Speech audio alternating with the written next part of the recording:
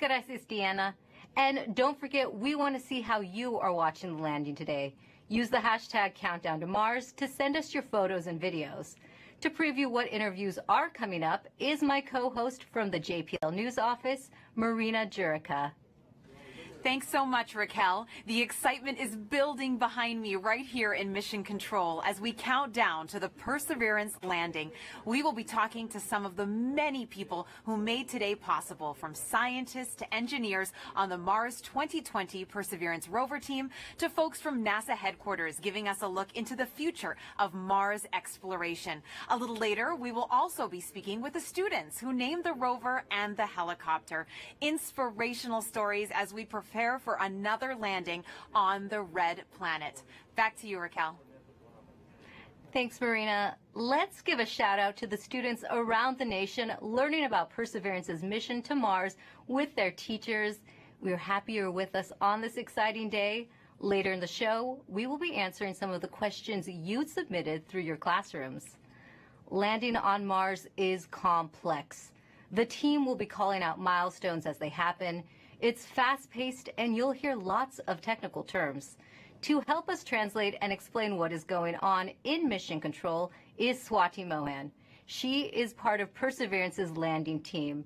Thanks for guiding us through landing today, Swati. Hi, Raquel. I'm happy to be here today. So, Swati, what is the status of the Perseverance rover right now? So Perseverance is still in space right now, about 9,000 miles from Mars. So far, she is healthy and on course. And it takes time to send signals between Earth and Mars. Can you let us know how that affects the information you are seeing? So Mars is about 127 million miles from Earth right now. That means it takes about 11 minutes from light to travel from Mars to Earth. So all the information that we receive from Perseverance actually happened 11 minutes ago. So the round trip is 22 minutes for us to send a command to Perseverance and hear back on the ground that she's received that command. This is what we call two-way light time. That's good to know. And can you tell us who else is in the room with you right now? The operations team is split into two different areas. Here in the cruise mission support area, we have primarily the team that has been flying Perseverance from Earth to Mars. You'll see the placards with the roles of each of the people by their stations. Some of the people you may hear talking today are the flight director, who is the conductor of our operations orchestra here, the entry, descent, and landing activity lead, who is a member of the landing team tasked with understanding the execution of entry, descent, and landing, and then also the telecommunications and entry, descent, and landing communications engineers who will be monitoring the signal from Perseverance through the different paths that we have. Upstairs, in what we call the war room, we have almost the entire entry, descent, and landing operations team. And then across the hall from them, we have the surface mission control room, where the surface operations team is ready and waiting to take over as soon as Perseverance's wheels touch the ground. And you have been part of this mission for years now. Can you tell us what have you been working on? I've been working on Perseverance for almost 8 years now as a guidance, navigation, and control engineer, working primarily on entry, descent, and landing. One of my big tasks was to help with terrain relative navigation. Perseverance will be the first mission to fly terrain relative navigation. So while she's descending on the parachute, she'll actually be looking at the ground with a camera, seeing where she is with respect to the Martian surface, and choosing a safe spot to land that she can get to. After so many years of working on the mission, it's an honor to be here today as the mission commentator. We're happy to have you here. Thanks, Swati. We'll be checking back in with you in just a few minutes as Perseverance approaches its next milestone. Sounds good. But for now, let's learn more about the rover's mission once it lands on Mars. You know, Mars is the closest place that we can reach with robotic exploration that we think had a really good chance of having ancient life. The Perseverance rover will land at a location called Jezreel Crater. Jezreel Crater is a very interesting place. It's a crater that once held a lake. There are a lot of craters on the surface of Mars that could have once hosted ancient lakes, but not every crater that we think had a lake actually preserves evidence that that lake was there. It had an inflow channel and it had an outflow channel. That means it was filled. The crater was filled with water. In Jezreel, we have probably one of the most beautifully preserved delta deposits on Mars in that crater. This is a wonderful place to live for microorganisms, and it is also a wonderful place for those microorganisms to be preserved so that we can find them now so many billions of years later. There is no other place on Mars that has the unique combination of a lake setting, a beautifully preserved delta, and the diverse mineralogy that we have in Jezreel Crater. So it's truly a special landing site. The major goal of the Perseverance mission is to investigate astrobiology on Mars, and in particular, to address the question of whether life ever existed on Mars. The Perseverance rover starts with a design that's very similar to Curiosity. We've added to it a whole new set of science instruments, and these science instruments were purposefully selected to help us in the search for biosignatures. We're going to be taking microphones with us. For the first time, we're going to have that human sense on another planet.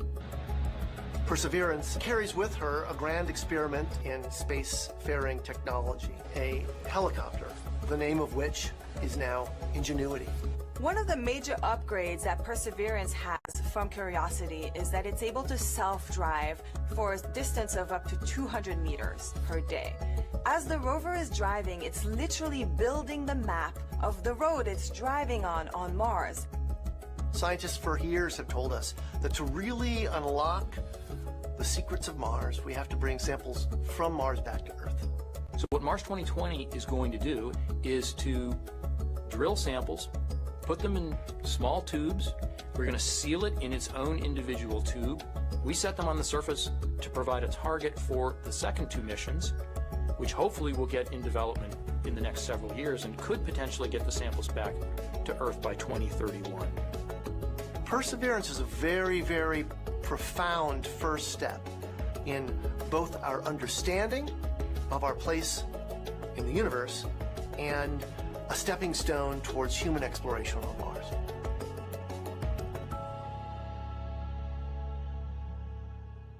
You are watching live Mars landing commentary, and Perseverance is about to reach another important milestone.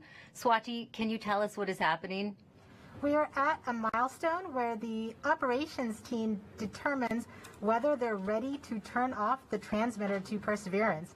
Turning off the transmitter is like taking your hands off of the wheel. At this point forward, Perseverance would be on her own to execute entry, descent, and landing over 500,000 lines of code. Let's listen in.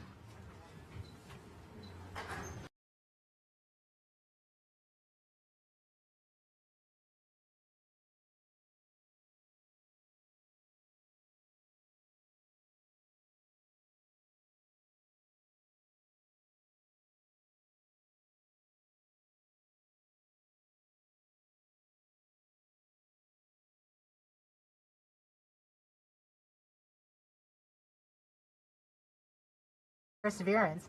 Turning off the transmitter is like taking your hands off of the wheel. At this point forward, Perseverance would be on her own to execute entry, descent, and landing over 500,000 lines of code. Let's listen in. Go. Propulsion. Go. Art lead. Go. Team chief. Go. Ace. Go. Launch cruise phase lead. Go. Deputy mission. Go. EDL phase lead. Go. Mission assurance. Mission assurance is go. Chief engineer. Chief is go. Project manager. Projects go. Mission manager. All stations are go for transmitter off. Copy flight. Go for transmitter off. There you have it, Raquel. We have deemed Perseverance ready to execute entry, descent, and landing on her own. Thank you, Swati. As we just heard, Perseverance is now operating on its own as it cruises closer to Mars. To help explain what this mission means for the agency is NASA's Associate Administrator, Thomas Zurbuchen. Thomas, this is our 5th rover sent to Mars since 1997. Can you tell us how Perseverance is going to kickstart a new era? Wow, this is such an important day today, and it really is the beginning of a new era in a sense that we're going from exploration, kind of with experiments on rovers, looking around, doing analysis, to the sample return phase, in which we're not only looking around, looking at the geology, but really turning our rover into a robotic geologist and astrobiologist, collecting samples that we will bring back to Earth. And for us, of course, those are where the best laboratories are of all of humanity. Some of them still remain to be explored by some that are not yet in the science community yet. And that's what we're looking forward to. It's that new phase. The other element that I want to talk about is the amazing technologies that are there. And of course, one of my favorites is the Ingenuity helicopter, this in search of this extraterrestrial Wright brothers moment, controlled flight for the first time elsewhere, Raquel. Great. And we have a student question on video for you from Macy. Hi, my name is Macy Ragsdale. My question is anything alive on Mars? Thank you. Well, Macy, I'm so glad for your question. That's a question I ask myself. Is anything alive there? And frankly, at the surface where we're going right now with Perseverance, we do not believe there's anything alive right there because of the radiation that's there. It's chilling cold and there's really no water there. But guess what? We think that 3 billion years ago, this looked like a stream that you may see on Earth. And frankly, a lot more similar than Earth, with water with a magnetic field, just like the Earth with an atmosphere. And the question is, at that time, 3 billion years ago, were there single-cell organisms, just of the type that developed on Earth? So is there life on Mars overall? We don't know, but where we're going right now, we're really looking for ancient life, and that's what we're so excited about. Thank you for your time today, Thomas, and thanks to everyone who has been using the hashtag Countdown to Mars. Here are some of the photos that you've sent in so far. Let's take a look. Now, please keep sharing with us how you are watching this moment today. For now, let's go back to Swati for an important update to what's going on in mission control as we get closer to another milestone. Hi, Raquel. This next milestone is a communications pole. So during landing, not only will Perseverance talk directly to Earth, but we'll also be talking to 2 spacecraft that are currently orbiting Mars, the Mars Reconnaissance Orbiter and the MAVEN spacecraft. This poll is to confirm with the Mars Reconnaissance Orbiter spacecraft and the MAVEN spacecraft teams that they are ready and on track to support the relay from Perseverance. Let's listen in.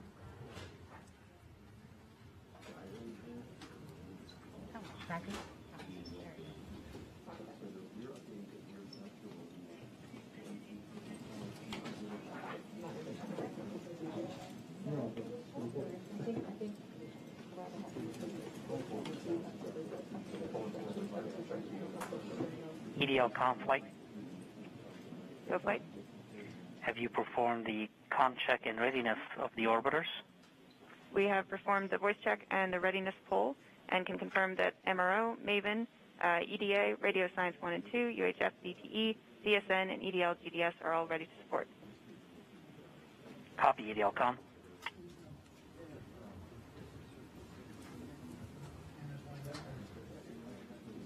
So we've just heard that we have confirmation from each of the different orbiters and all of their support equipment on the ground that they are ready and are on track to support the relay from Perseverance. Great. Thank you, Swati. And we just heard that communications readiness poll, which means we are ready to relay the data Perseverance will send To get a better idea of what the rover looks like as it approaches Mars, we have a NASA program called EYES. The visualization lets anyone watching track Perseverance. Here's how the program works. Follow Perseverance on its journey to the surface of the red planet with eyes on the solar system. From your desktop or mobile device, go to eyes.nasa.gov. Click on the banner, and now you're with Perseverance in real time through every step of EDL, entry, descent, and landing. This interactive experience lets you ride along from whatever perspective you choose. Click and drag, scroll in, scroll out. Check out the descriptions and explanations to increase your EDL expertise. Experience every entry, descent, and landing event precisely designed and executed to land Perseverance safely on Mars. The EYES experience is based on predictive data, but during this broadcast you'll see a different visualization called Ranger, and it's based on the real communication the team in Mission Control receives from Perseverance in near real time. This is the visualization the team will follow as data fills their screens while monitoring the health of Perseverance on its nerve-wracking course to another successful Mars landing. Enjoy the ride.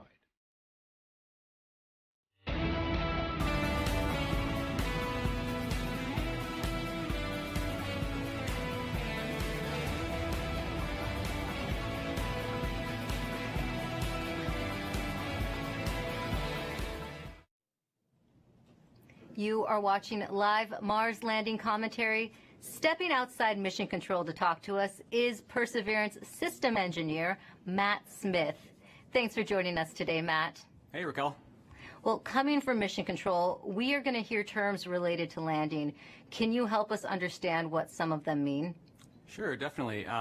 One thing you'll hear a lot about is telemetry. So telemetry is just our way of talking about data that's coming from the spacecraft and telling us important things like temperatures on the vehicle, pressure, how much fuel we have left, and other things that we need to understand for the health and safety of the vehicle.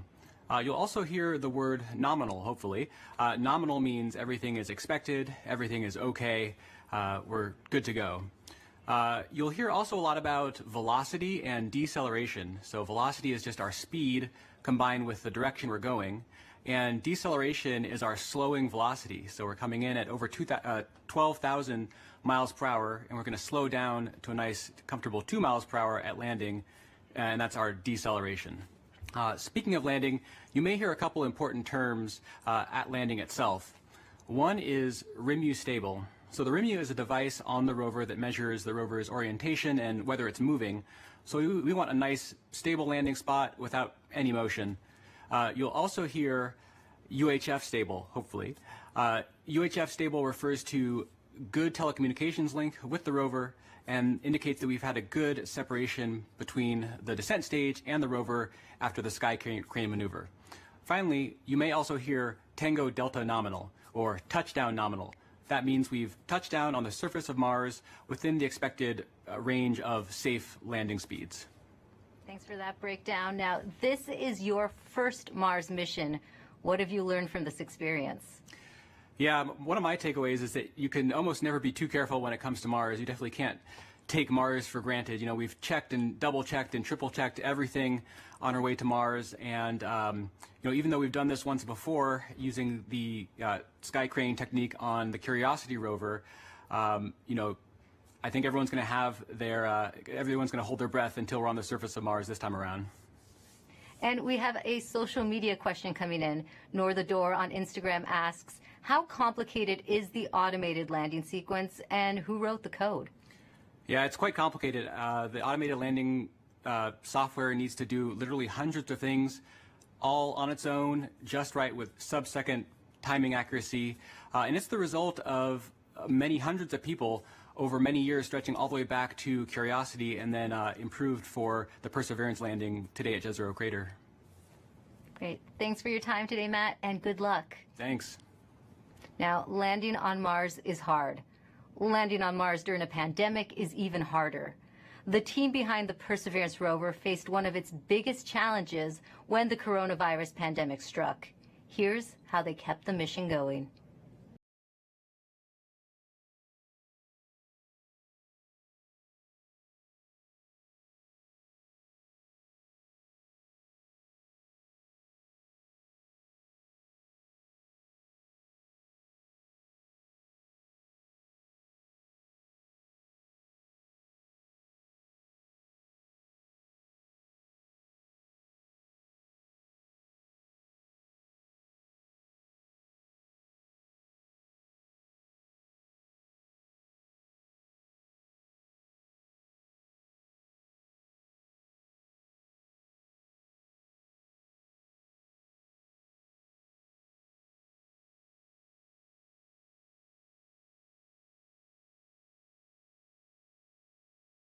was to keep the team as safe or safer than they would be if they were not working.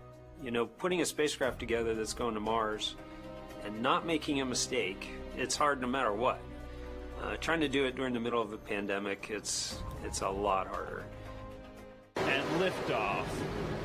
As the countdown to Mars continues, the perseverance of humanity launching the next generation of robotic explorers to the Red Planet. Certainly never done something like this before. Try to lead a team that's flying a spacecraft on the way to Mars while getting ready for landing, while doing it all from home. There's no doubt that working in isolation, not virtual isolation, but in physical isolation from everyone else, is a challenge. We had to rethink and redesign what it meant to operate a spacecraft in flight when we couldn't all be in the same room in mission control, seeing the data come down from Perseverance. It was a major change going to that, looking at everyone on a screen instead of in person. Because of the pandemic, you can't, just pop over your cubicle wall and talk to the person next to you. It's definitely been a challenge to figure out how to communicate and get everything done remotely, but we've managed to make it work. We are explorers. Our job is to go into the unknown, and this is just another example of the unknown.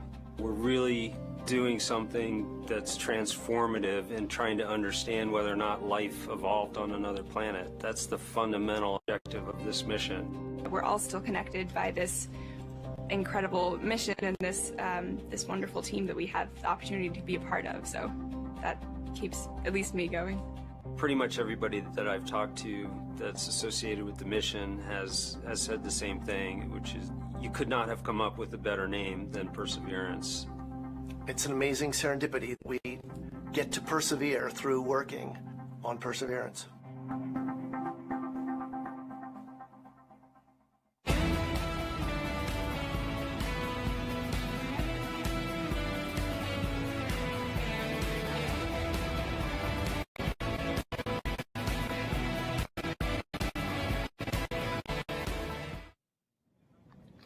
Joining us now is Perseverance Deputy Project Manager Matt Wallace. Matt, just how ambitious is this mission, and how does this team stay on track with unexpected challenges like the pandemic? Well, it's a very ambitious mission. We're carrying not only a host of new, extremely capable science instruments to do that science mission that we've talked about, but also a number of technology experiments to provide feed-forward information into the next set of robotic explorers or even human exploration of Mars. So there's a lot for us to do. We look a lot like Curiosity, but in fact we're carrying 50% more payload down to the surface of Mars, and so it's been a big challenge, and it was particularly challenging when the pandemic struck. It came at a critical time in our processing. We were just months away from launching. We're trying to essentially get the spacecraft assembled, do the final tests. Did not have a lot of margin in our schedule, and our focus just entirely shifted from that to keeping the team safe and keeping their families safe. And we had to do that quickly, to make the adjustment quickly. I think, we got through it with a lot of help. A lot of people stepped up to make it happen. The team was tenacious, and we managed to get it launched and fly it to Mars. Thanks to a lot of help. And Matt, just how large is the team that worked on Perseverance? It's a big team. A couple thousand people here just at JPL, in fact, have worked on the mission. And then almost every other NASA center has contributed in some significant and critical way as well. We have over 1,000 industry partners that have provided hardware into this mission from 44 different states, 60 different cities, and of course we have international contributions from Europe and many other international providers as well. So it's a big team. It's taken a lot of people to get us to where we're at. That is a big team. This is the most difficult landing site ever attempted. Now, why do you think Perseverance is ready to land in Jezreel crater now? Jezreel is tough. I mean, it's scientifically fascinating because it's got a lot of things like craters and, rock fields and cliffs and sand dunes and that sort of thing, which are great for the science community. That's exactly the type of features they're looking for to learn more about Mars. But they're all landing hazards for us. And so we've had to add new technology to relevant navigation, which is the ability essentially to divert away from hazards. But we have taken this system through the same types of paces that we have in previous missions. We've used the same techniques, the same best practices for engineering verification, and in many cases, we've used the same people. This, in fact, is my fifth Mars rover mission, and I'm not alone. There's other people on the project in the same situation. So, the team has given it everything they've gotten to put it all out there and to make this successful, and I think we're ready. Thanks, Matt, and good luck on your fifth mission. Thank you very much. Well, Jezreel Crater is a location on Mars that has intrigued scientists for years. Let's head over to Marina to learn more about the science goals of the mission. That's right, Raquel. Here to explain why we want to go there is Deputy Project Scientist Katie Stack Morgan. Welcome, Katie. Thanks, Marina. Glad to be here. Now, Perseverance is landing on Mars at the Jezreel Crater. Why is it that you and the team chose this particular area? Yeah, so scientists believe Jezreel Crater is one of the best places on Mars and possibly the entire solar system to look for signs of ancient life. Jezreel contained an ancient lake and has within it one of the best preserved ancient delta deposits on the surface of Mars. And deltas form when a river enters a relatively open body of water, like an impact crater, and deposits the sediment that it's carrying into the lake. And we know based on studies of deltas and lakes here on Earth that they're great places to concentrate and preserve organics and support microbial life. We're also excited because Jezreel exposes rocks that are between 3.5 to more than 4 billion years old and represent a variety of different geological processes. Now, this might be a tough choice, but what do you think would be the most rewarding scientific discovery that we expect to get from this mission? Yes, hands down, I think the most rewarding discovery I think we can make with Perseverance would be finding a truly compelling ancient biosignature on Mars. The rocks in and around Jezreel Crater record a period of time when life first arose in the solar system, and we have the opportunity with Perseverance to study the evolution of the planet from a once habitable world likely capable of supporting ancient life to the cold, barren planet we know Mars is today.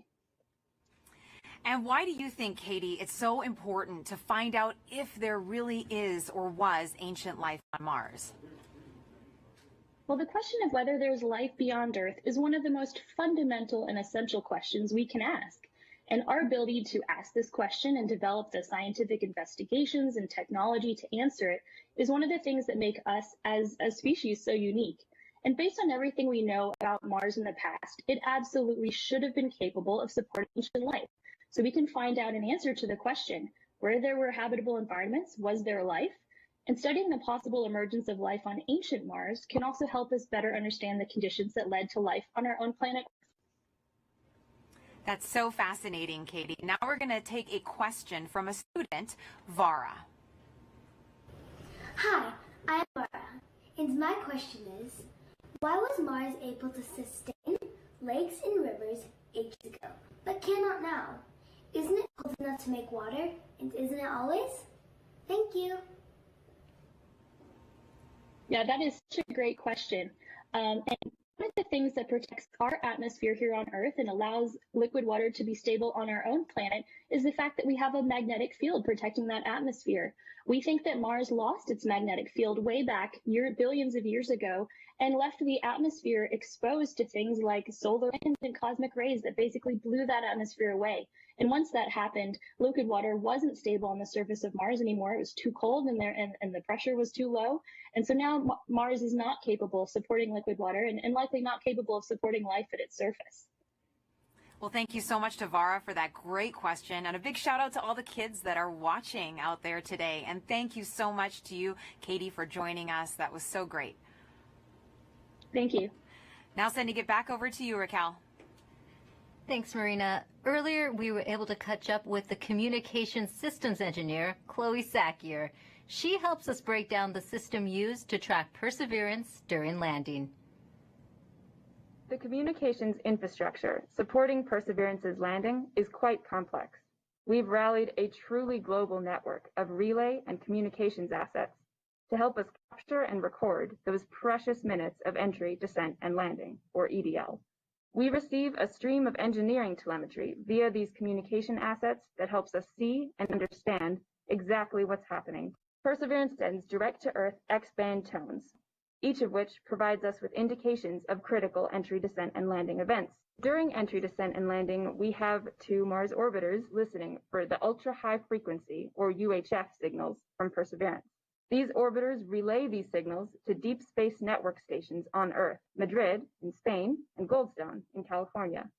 The Mars Reconnaissance Orbiter, or MRO, has reconfigured its software to perform a type of relay called bent pipe. This will provide us with near real-time telemetry during entry, descent, and landing. We have coverage from the Mars Reconnaissance Orbiter from just before entry to a few minutes after landing. The telemetry we receive will be delayed by the time it takes light to travel from Mars to us back on Earth.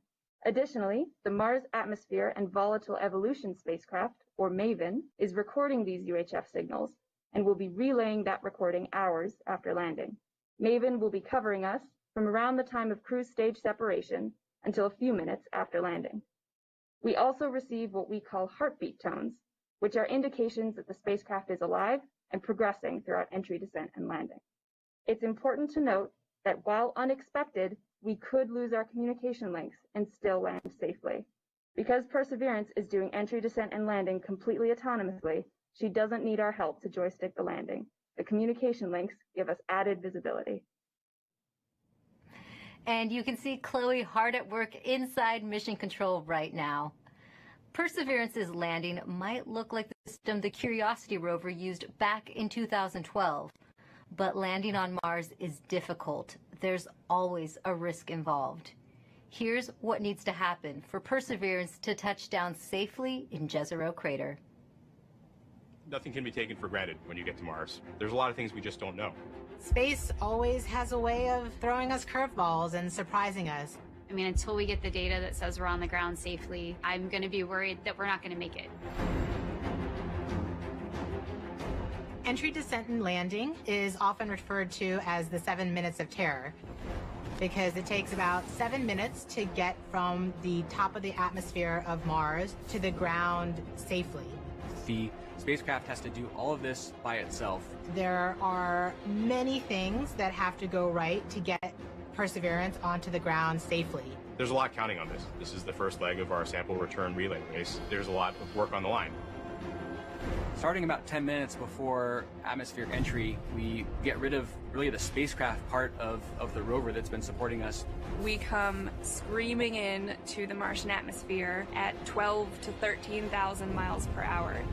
And the heat shield is what dissipates all that initial energy through friction. The vehicle will continue actually flying itself through the atmosphere. It's sort of like a transforming vehicle that went from spacecraft and now it's kind of like an aircraft actively guiding itself. When we're going slow enough, we deploy a parachute. It's the biggest supersonic parachute we've ever sent to another planet. It's critical for slowing down the vehicle. Perseverance's entry, descent, and landing borrows heavily from that of Curiosity. But fundamentally, Perseverance is a different rover. She's bigger, she has different instruments. We've added a lot of smarts on the inside to make it more capable so that it can deal with the landing site that we've given. The science team identified Jezreel crater as basically an ancient lake bed and one of the most promising places to look for evidence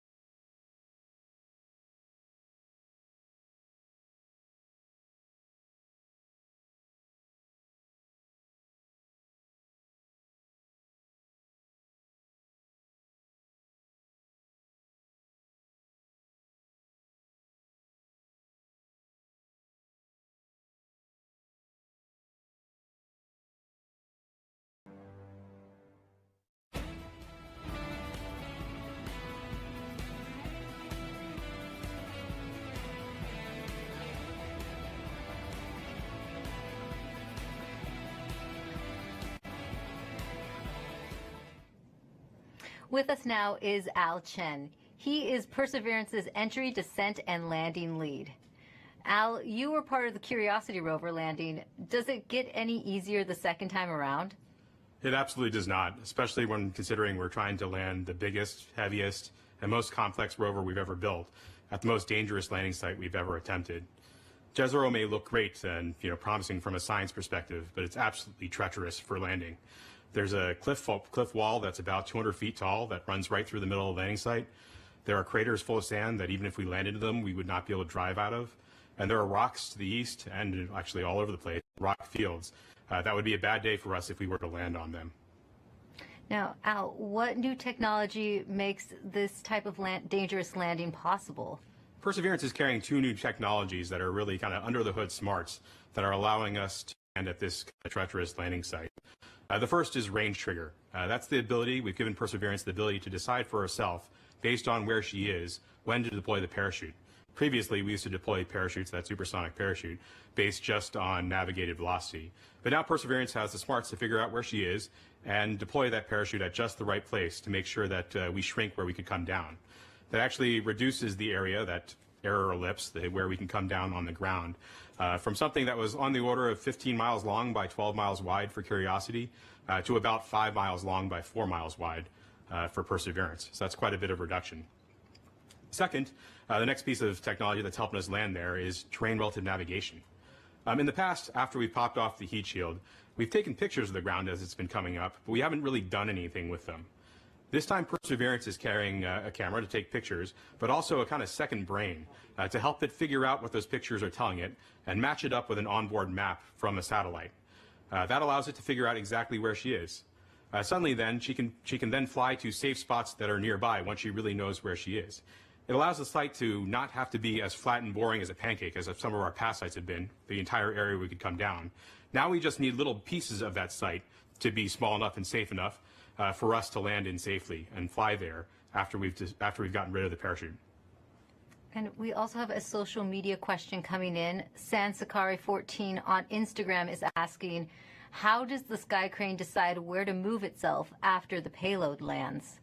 After the payload lands, after the rover touches down, the Sky Crane, the descent stage, which is that rocket-powered jetpack above it, the first job, of course, is to make sure you don't hurt the rover. So it'll turn forward or backward so that the engine plumes don't pass over the rover. So it'll come up and start to turn. And it'll go in whichever direction is closest to north. So it can either go forward, if that's the way north is, or go toward the rear of the rover, if that's where north is. And it'll fly about 1/3 of a mile or so away. Thanks for talking to us today, Al. Thank you very much. Now, let's head back to Mission Control for an update from Swati. Hi, Raquel. So remember that command that we sent at around 11:35 to turn the transmitter off? We are just about to get confirmation that Perseverance has received the command. The command took 11 minutes to go to Perseverance, and then the reply took 11 minutes to get back from Perseverance to the ground. So we should hear any second now that we have officially turned off the transmitter. And after that, we will be about 4 minutes from the start of entry, descent, and landing mode. At this point, we will transition from the cruise approach mode to entry, descent, and landing. And that means our travel from Earth to Mars is done, and now we just need to get to the surface. So far, things are looking good. Great. Oh, this is CAD 3, ready to show estimated miss distance for OD 132. Copy EDL phase, we'll come back.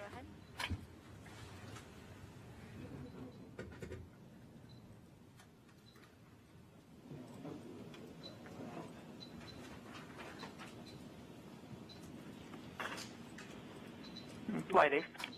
Go Ace. Our tracking stations have all confirmed the results of the transmitter drive off and in lock one way. Copy Ace. GDS flight. Flight GDS. At this time, I'd like to disable the alarms before EDL main. So please disable all the alarm files and start a new downlink session. Copy that. EGP. Copy that. Proceeding now. Confirmation that We are now officially one way and the transmitter is off.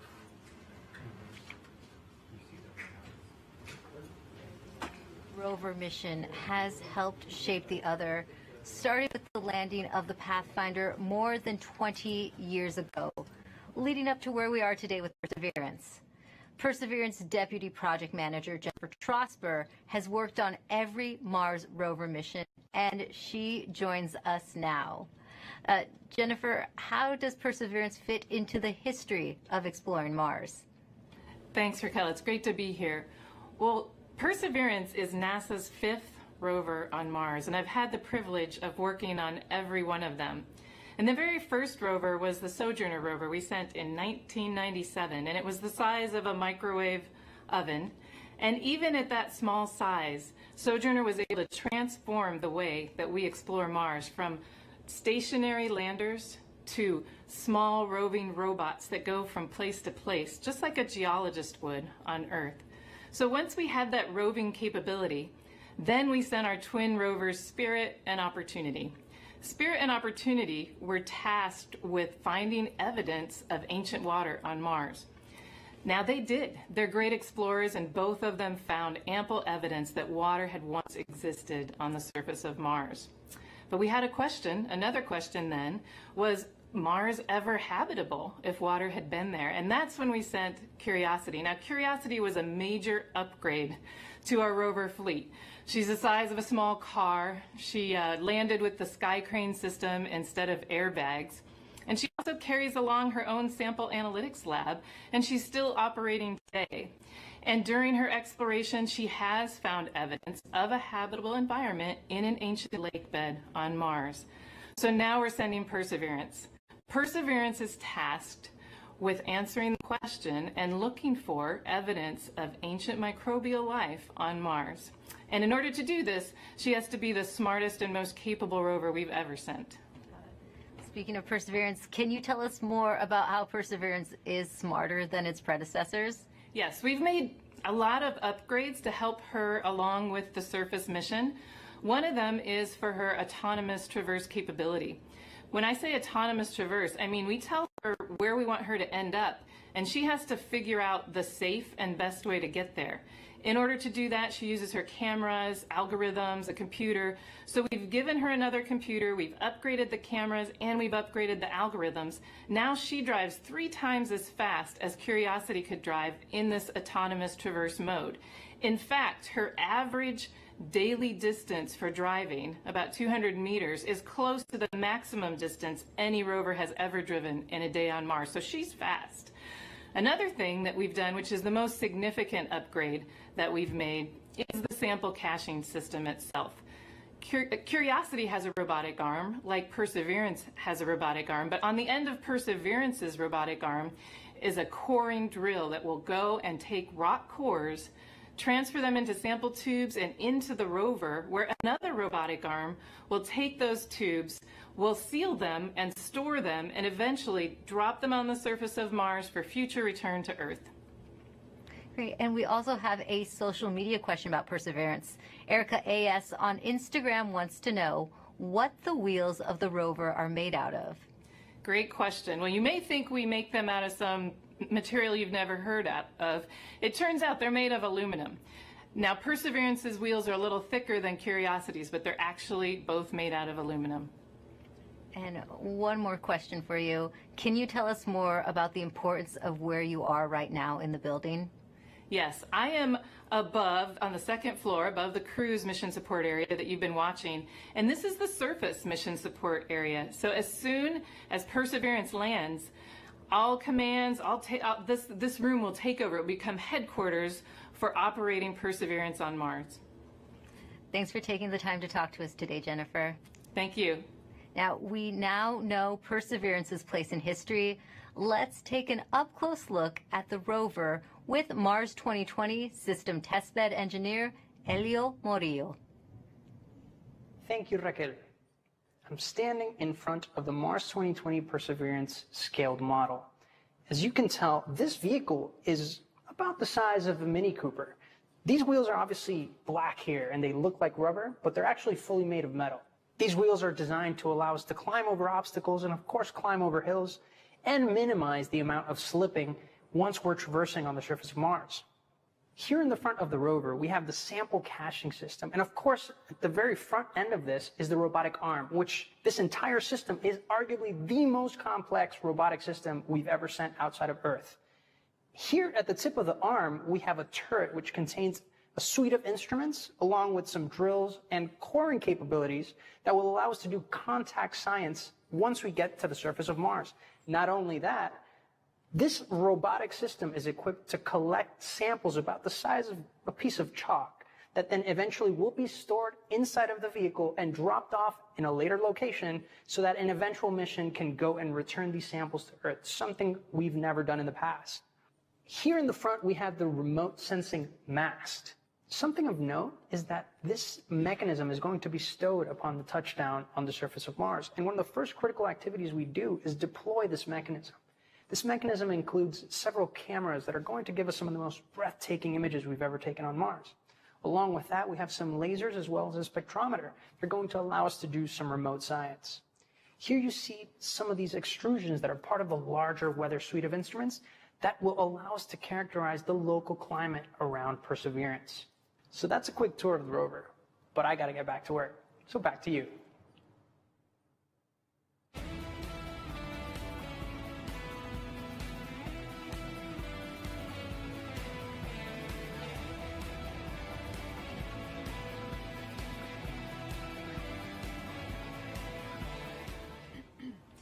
Perseverance is collecting samples of Martian rock for future return to Earth. We've heard that scientists have been wanting to bring Martian samples back for many generations. And here to talk a little bit about that is NASA's Planetary Science Division Director, Lori Glaze, who joins us now to talk about the role Perseverance will play in NASA's future goals. Welcome, Lori. Hi. Now, as you just heard, we've heard that scientists have been wanting to bring back these Martian samples for a very long time. Why do we need to bring them back? That's really a great question. You know, we actually have examples of Mars already here on Earth that came here as meteorites. But we don't know exactly where they came from on Mars, and then they also have had to make the trip from Mars to Earth, and so they got altered during that time, and then during their entry and descent into the Earth's atmosphere, that also changes what those rocks are like. So being able to go to Mars and actually collect a sample where we know exactly where it came from, and we know we can preserve it and keep it pristine and carry it all the way back here, this will be incredibly important to help us answer questions about the geologic history of Mars, understanding how it formed and evolved, and also really important questions about whether or not life actually existed on Mars 3.5 billion years ago, and whether that life, if it existed, has been preserved in the surface of Mars. Now, Lori, these sample tubes that Perseverance is going to be collecting, they're the cleanest things ever created on Earth. Tell me a little bit about that. Oh my goodness. We worked so hard. The team here at JPL is absolutely incredible to assure that those sample tubes are incredibly clean. One of the main goals of this mission is to be able to detect if there's actual life that's preserved, ancient life preserved in those rocks, in those samples. And we definitely don't want to be carrying, our own DNA off to Mars and then bring it back here to confuse our scientists when they're trying to study those samples. So it is an incredibly clean set of equipment that's been sent there. As you said, the cleanest thing we've ever sent into space. Now, this is a very complicated campaign. Can you break down for us how it's going to work, and if there's any international partners working with us? You are correct. The Mars sample return campaign is incredibly complex. In fact, it's probably the most challenging thing we've ever tried to do. But we're definitely not going to try and do it alone. We have great partners with the European Space Agency. And the way this campaign is going to work, well, Perseverance is the first step. Chapter 1 is going to Mars and collecting the samples. Chapter 2 is going to be a sample return lander that we hope to launch in around 2026 to 2028. And that lander, it'll be an American lander carrying a fetch rover that's provided by European Space Agency. And that little fetch rover will drive out and pick up the samples that Perseverance left on the surface of Mars. And the fetch rover will bring them back and load them into a rocket that we call the Mars Ascent Vehicle, which will be the first ever launch from another planet. And it will launch those samples into orbit around Mars. In the meantime, the European Space Agency will have an orbiter that's in orbit around Mars that can rendezvous and capture those samples and then bring them back to Earth for us to study back here in our amazing laboratories. A lot of firsts, it sounds like, Lori. And another first, how is Perseverance and the Mars Sample Return mission going to help the future exploration, human exploration of Mars? I'm so glad you asked that. I think we're going to get a lot of great information from Mars Sample Return with, again, being able to land the heaviest payload we've ever landed on Mars will be that Sample Return lander. That's critical to us learning how to land humans on Mars. And then we are definitely going to want to be able to launch the humans back off of Mars. So that Mars Ascent Vehicle is going to be critical, that first step of the first launch from another planet. So exciting, Lori. And speaking about the Mars generation, we're now going to take a student question for you from Livia. Hi, my name is Livia, and my question is, what made you want to study Mars, and why are you working so hard and willing to wait so long for a sample? Thank you. Oh, Olivia, that is such a great question. And I enjoy Mars just because it can tell us so much about how our solar system formed and evolved. All of the planets can tell us different parts of that story, and Mars is a really key piece of that. And one of the main reasons we're willing to wait so long to get the sample back is that we've got great new scientists that are all about your age, and in about 10 or 15 or 20 years, you'll be the generation that's going to actually get to work with these samples. When they come back, you'll be the scientists and engineers that will be the next generation to change how we think about Mars and how we think about life in the solar system. That was a great question, Lori. Reach for the stars, future little scientists and engineers. Thank you so much for joining us here today, Lori. It's my pleasure. Thanks. Back to you, Raquel, for another mission update. Thanks, Marina. The cruise team for Perseverance controls the rover on its way to Mars. And moments ago, they handed it over to the landing team.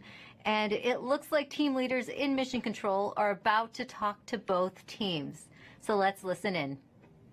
The CBM change, as I mentioned previously, is to the EDL reserve two-way non-coherent route. Activity. Copy flight. EDL phase, go ahead. I'd like to see pep talk, I guess, to the team. All right. I'm terrible at pep talks. I think my reputation precedes me there. And look, I know this hasn't been easy, right? I'm not even sure we've even been all in the same room at the same time. I mean, I'm staring at folks across the internet as well. Even now, right? Only. Yeah. Voice check. Okay. I do want to just extend my heartfelt appreciation from the EDL team to the launch cruise team. You've done everything we've asked for, right? I mean, you've battled anomalies, you've dealt with Cepheids, you've done everything. You delivered a healthy spacecraft to the place that we want to go, and she's right on target, right? You did the last maneuver literally 2 months ago, right? This is pretty incredible, in my opinion. And she's armed with the right information to help us land. Doing the parameter update last night, we're ready to roll. You've done everything right. And you've put up with us too, right? You've put up with our eccentricities and the things we like to do in EDL land. So I very much appreciate that. So you all should sleep in on Friday, since you guys have earned it. Thanks for literally and figuratively putting us in the right position to succeed. And let's land on Mars together. Copy EDL phase.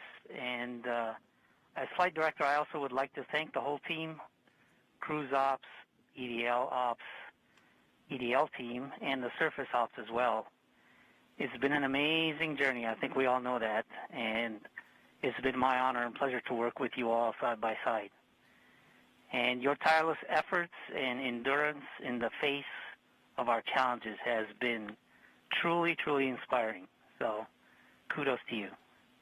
Mission, would you like to say something? Yeah, just echoing the same words that Al and Magdi have mentioned. You guys have overcome great obstacles in the last 6.5 months, and it started with an earthquake in this room on launch day at L-20 minutes. So I can't be more proud than all of the achievements that you guys have pulled off in the last 6.5 months. Whatever happens in the next hour and a half, you can be proud of the achievements that you've accomplished so far. I look forward to seeing you on the other side, and I only wish that the rest of our team could be sharing this moment with us. This is a very unusual event. This room is only half as full as it would be if we weren't in this pandemic. So missing everybody on the team who's not with us here today. And go EDL. Welcome to the EDL family.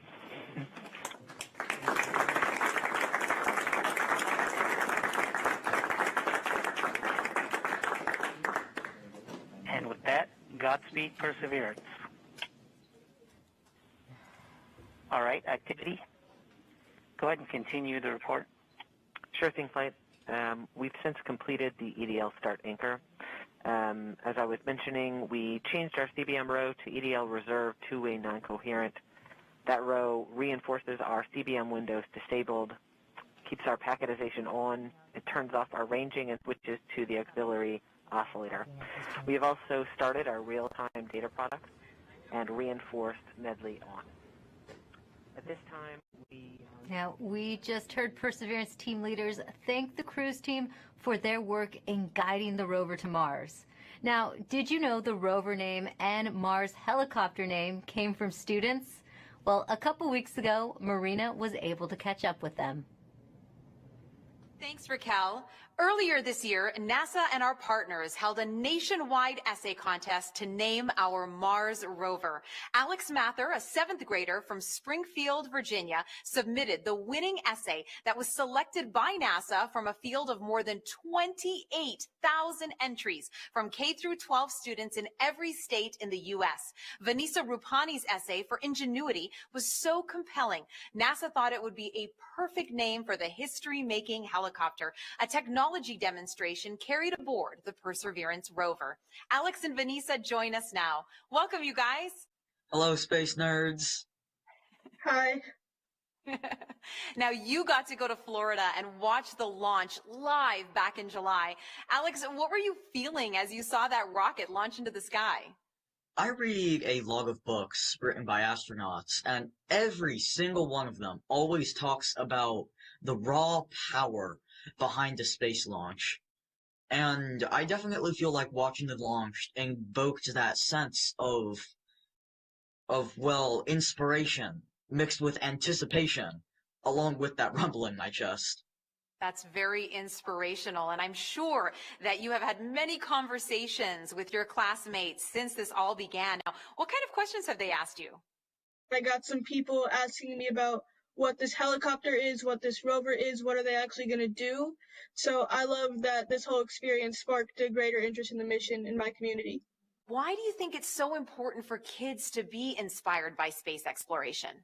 Because space is the future, and kids are the future.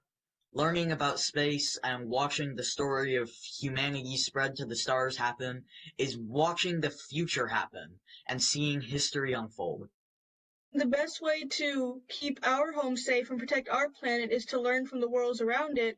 So I think it's really important for the next generation of scientists to be engaged in that type of exploration to make our home the best place it can be. Now, speaking of the future, what has your life been like since naming the rover and helicopter? Has it sparked any future aspirations for the two of you? Oh man, I am currently applying to a science and technology school for high school. I'm hoping for a NASA internship sometime along the way, with my ultimate goal being to join the incredible team of scientists and engineers who are about to make this happen. This whole experience has definitely shown me that I want to go into the space industry.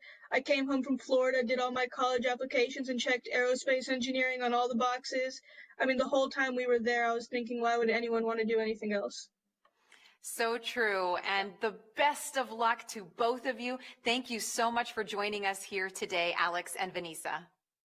Thank you for having us. Thank you so much. I had a great time.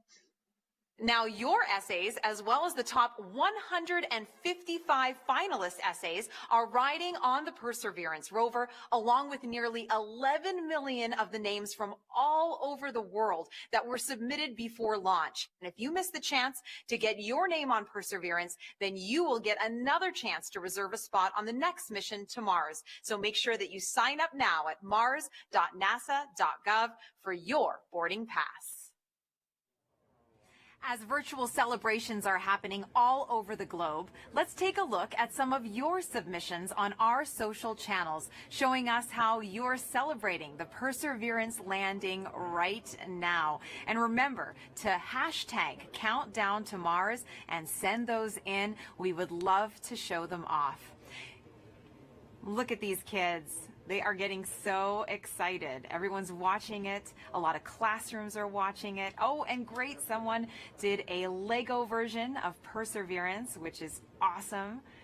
It looks fantastic. We love getting all your pictures out there. We've gotten a lot of artwork from kids, which has been great. I know I have a 9-year-old John at home, and he loves to draw the rover. And look at that. That is awesome. That's better than anything I could bake, that's for sure. Perseverance in a cake. That looks so great. Delicious. I want to get into that. Another great send-in from David Bowie Reel. Thank you so much for your submissions. Remember, hashtag Countdown to Mars. We love to see how you're celebrating. Now, you might know our next guest from shows like Emily's Wonder Lab. Joining me now is Emily Calandrelli. Thank you so much for being here with us today. Hi, thanks so much for having me. Now, you are very passionate about getting kids interested in science and space exploration. Why do you think kids are so excited about space?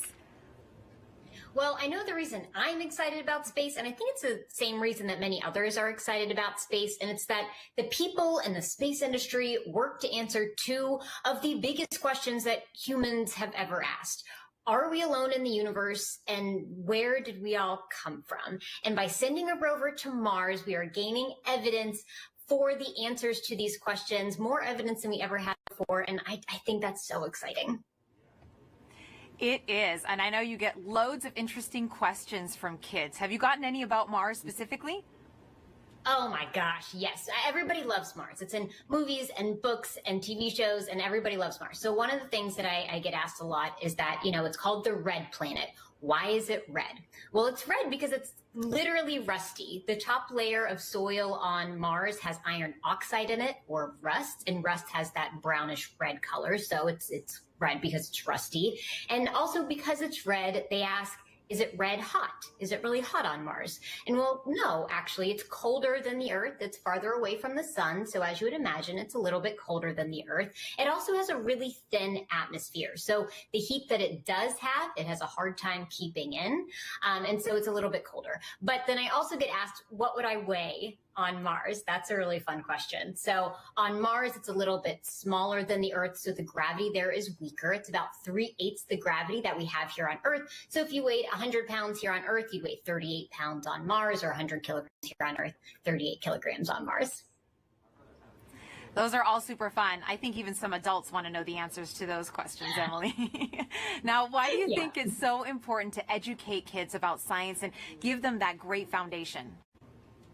Well, science is the language of nature, and learning about science and learning how to think like a scientist means you are learning how to systematically seek out truth in the world. You are learning the scientific method, you're learning how to be a critical thinker, and honestly, those skills are great for whatever you end up wanting to do in life. True. If you want to be a scientist or an opera singer, that holds true. And what are you most excited about today?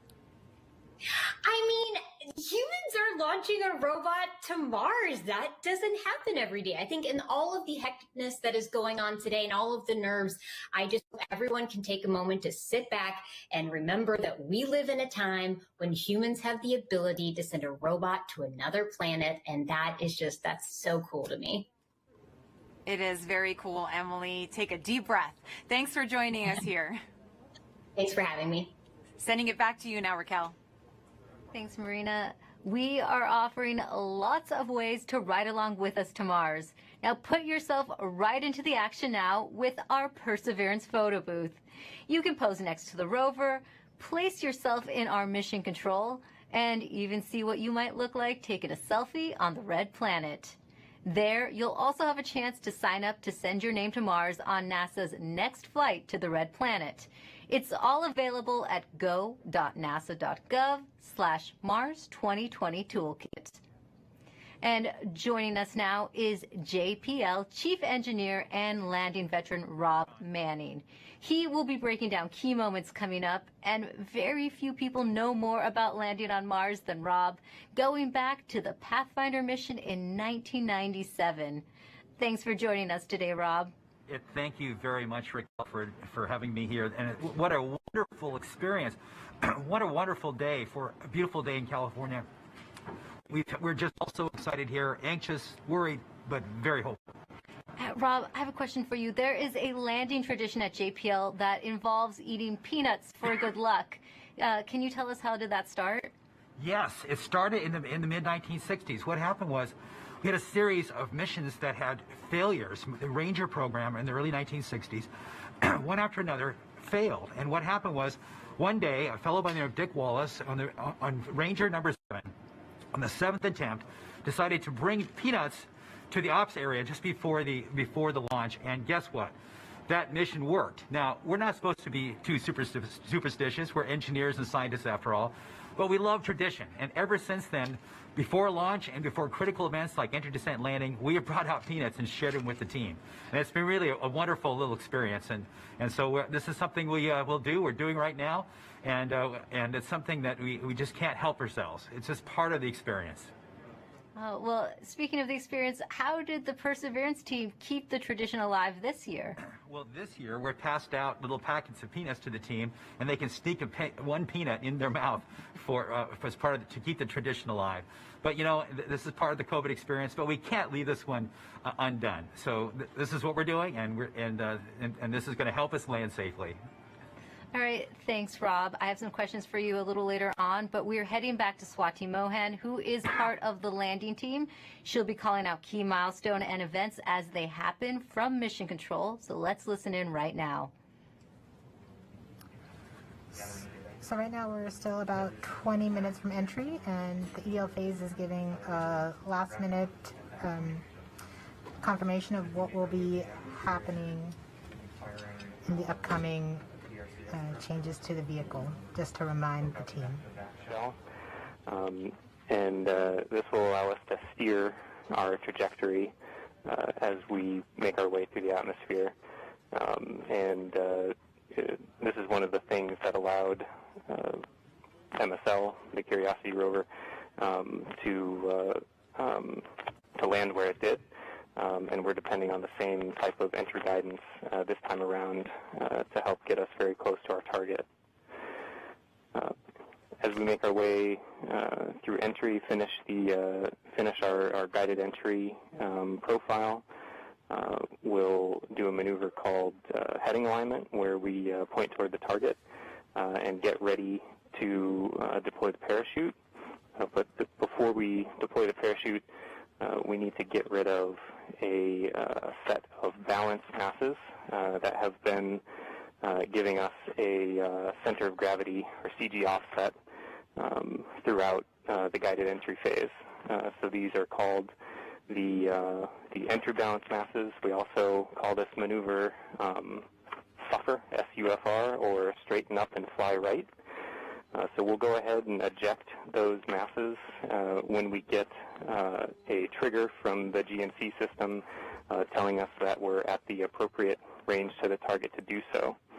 As soon as we deploy those, we will no longer have a CG offset, and we'll be ready to deploy the parachute 17 seconds later.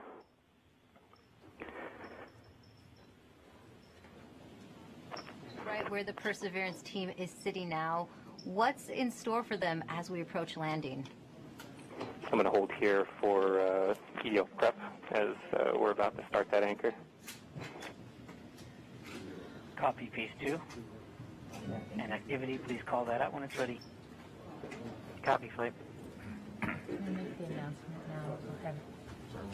Maggie's make the announcement that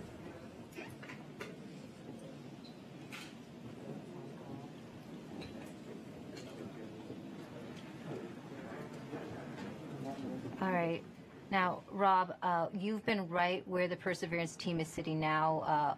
What's in store for them as we approach landing? Well, this is the nail-biting time. Fortunately, we still have ones and zeros coming, but very soon, as we approach cruise stage separation, the transmitter on this rover we've been using all the way to get to Mars is going to be turned off. So we will lose our ability to see ones and zeros. But the good thing is, once the cruise stage is gone, there's another radio that will continue transmitting a tone, so that like a flashlight, that will allow us to at least see that the vehicle is still on, and that color of that flashlight tells us a little bit what state the rover's in. But soon after that, it won't be very long before we'll be able to hear more ones and zeros coming from the spacecraft. So this is a really exciting time, and it's just important to remind people there's a lot that can go wrong in a day like today. There are thousands of things that have to go right. Yeah, we had success in the past landing on Mars. You'd think it gets easier, but it really doesn't. Why is it still so difficult? Well, because it's involved thousands and thousands of things, hundreds of thousands of lines of code. There's 79 pyrotechnic devices. Each have to work perfectly. One critical wire short, or one key thing mechanism that doesn't work or breaks, and it's mission over. And so it's, and it's very easy. We're human beings. We're not perfect. Mistakes can be made. We count on each other to find our own mistakes, and we work very hard to learn from the mistakes of the past. We've had many failures. Remind people, roughly half, around half of the missions to Mars over history have failed. And so that could happen today too. Even though we've had a nice, wonderful string of successes in the United States, it's still still a bit of a gamble that we have hoped that we have erred in the side of luck, and we've stacked the deck and loaded the dice to make this thing succeed. But if we do fail, and something bad happens today, I can tell you, we're going to learn it. We'll have the data that tell us what happened. We'll know why. We'll figure it out. And if we are allowed, we will pick ourselves up and get us back on the horse. And if Congress and NASA allow, we will try again. As we always do, we will learn from our mistakes. And what are the possible scenarios we could be looking at today? Well, there's things like one of the key stressful elements for all of us is parachute inflation. But just even separating from the cruise stage is a pretty major event. Lots of devices have to work properly. Certainly, the heat shield separation, getting the descent engine started. There's no less than 16 rocket motors that have to work. 8 to control during entry, another 8 to control it during landing.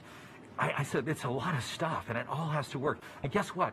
We haven't done this before with this vehicle ever. This is its first attempt to actually land. We can't try this on Earth. We can't we don't have test pilots to try it out on this planet before the big show. So this vehicle is doing it for the first time. We've done the best testing we can do in bits and pieces, but it's as best as we could do. But I think our team is up to it. This team is the best. It's a diverse, intelligent, amazing group of people. People from all over the world who worked on this, not just here in California, but all over NASA, contributors from aerospace, universities, countries around the world. It is just an incredible, remarkable engineering achievement, and I am just so proud of this team. Thanks, Rob. Now, let's listen back into Mission Control. Right, we're about 14 minutes from entry interface. The vehicle is currently preparing the heat rejection system that has kept the thermal system cool inside the air shell for about the last 6 months. This will allow the spacecraft to more easily cut the line in upcoming cruise stage separation, which is under 4 minutes now.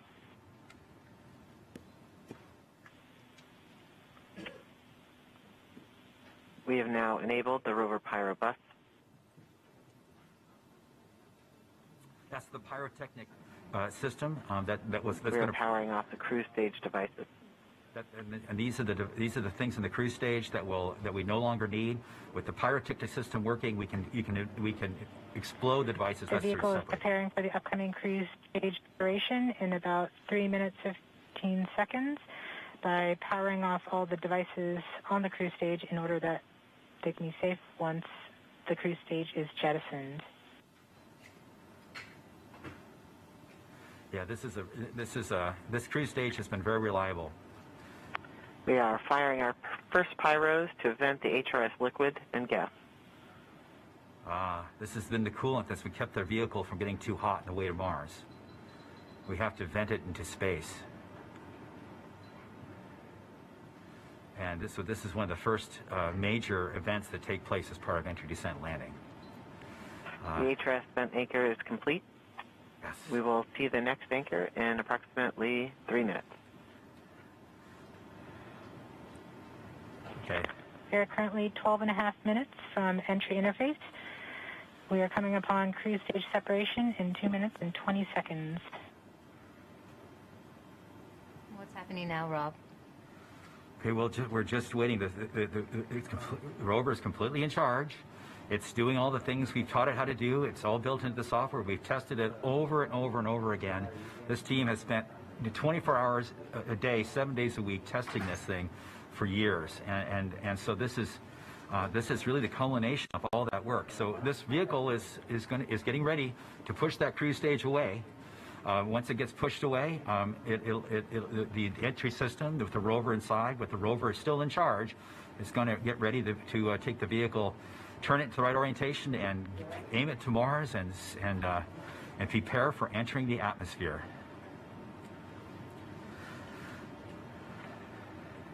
This won't be long. Be prepared for this event. We're about 1.5 minutes from cruise stage separation, about 11 minutes, 20 seconds from entry interface. Okay, so it's about 10 minutes from cruise stage separation till entering the top of the atmosphere. From then on and out, things happen We are fast. switching to MFSK tones. Telemetry will have stopped. Telecom is confirming that the spacecraft has switched to broadcasting tones. These tones are received directly from Perseverance, but have very limited information content. We won't receive real-time information until about 9-10 minutes from now, once the Mars Reconnaissance Orbiter starts relaying information from Perseverance. We are under 1 minute from cruise stage separation, about 10.5 minutes from entry interface. It's getting exciting. I have to admit, I am quite anxious, but very hopeful that this machine is going to do what we asked it to do. We are seeing the heartbeat tones. Okay, that means that there's no more ones and zeros coming. It's just the vehicle telling us it's still alive.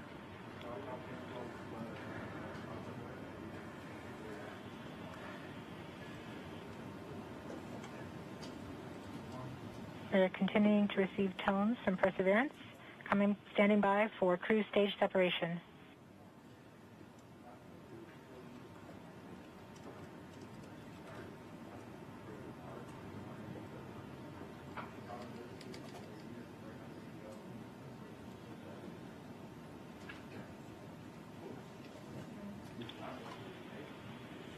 We have indication that cruise stage separation has been confirmed by the spacecraft.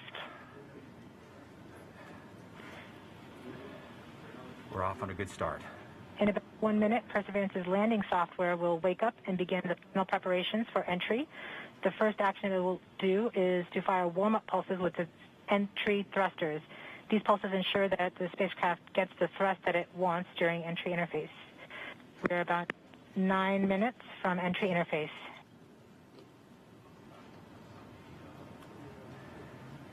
Okay, so now the vehicle's on its own. It's turning itself into the direction of facing the heat shield toward Mars, and will eventually hitting the top of the atmosphere. We're not far away. This is going to go very quickly from here on out.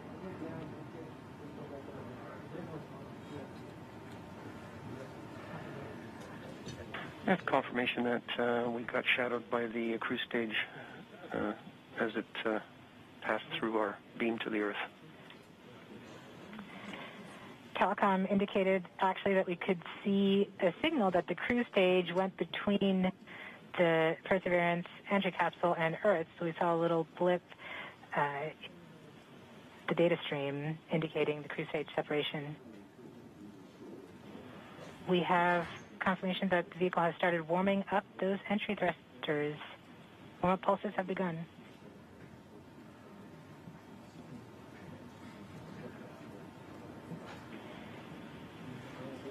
At this point, the spacecraft is trying to stop its spin from the cruise 2 revolutions per minute down to 0, and then will turn to its desired orientation from entry. It will separate the 2 balance masses that has kept it balanced during all of cruise. This will allow the entry capsule to have lift when it enters the atmosphere. We have confirmation that the spacecraft has turned to the desired entry attitude. We are about 7.5 minutes from entry interface. Okay, the vehicle is pointed in the right direction. The thrusters are warmed up and doing their job. And now we've spun down from the 2 revolutions per minute that the vehicle had the whole way to Mars. It's a spin-stabilized spacecraft. And then from here on out, it's going to just be a bullet, and it's going to control its orientation and attitude via rockets on the back of that back shell. Points carrier lock. The DTE from Radio Science from Green Bank reports carrier lock. Do you see the carrier on the downlink?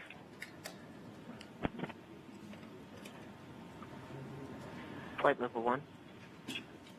We are continuing to wait for entry interface. We're about 6 minutes and 45 seconds from entry interface.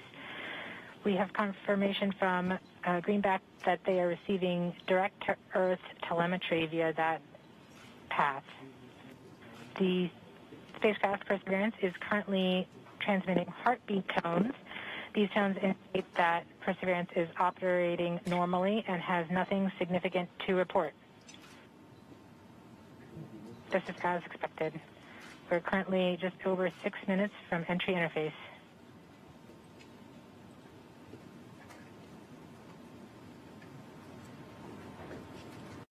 Okay, and now we wait.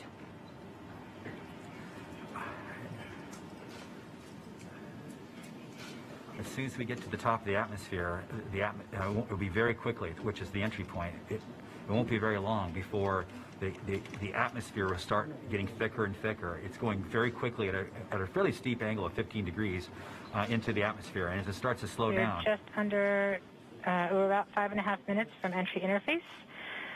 We're still receiving heartbeat tones. We expect to continue receiving heartbeat tones until about 5 minutes after entry. At that time, Perseverance will be no longer in view of our antennas here on Earth. About 90 seconds prior to entry, the Mars Reconnaissance Orbiter should begin receiving telemetry from Perseverance and streaming it to Earth in near real time. There are a few expected short outages, such as when we have a plasma blackout or when we enter the peak heating phase. Aside from these outages caused by the plasma blackout, antenna switching, or high dynamic events, spacecraft events, we should have telemetry until about 90 seconds after landing. A plasma blackout is when the signal from Perseverance isn't strong enough to make it through the superheated, super fast air flowing around the spacecraft all the way down to Earth. Once the temperature drops below that peak heating, we do reacquire the signal from Perseverance. We are currently about 4.5 minutes from entry interface. Perseverance continues to report heartbeat tones, indicating everything is nominal. Okay, what we're looking for now is Mars Reconnaissance Orbiter should be in view soon of our vehicle and be able to listen to ones and zeros coming from a separate radio that's really designed to talk between spacecraft. MRO reports the electro radio is powered on, ready to receive signals from the lander. Okay, MRO is ready and able and waiting for to hear from our rover. Mars Reconnaissance Orbiter has reported that it's ready to receive the signals from Perseverance. It should be in a few minutes here. We're just Flight level 1 from entry interface.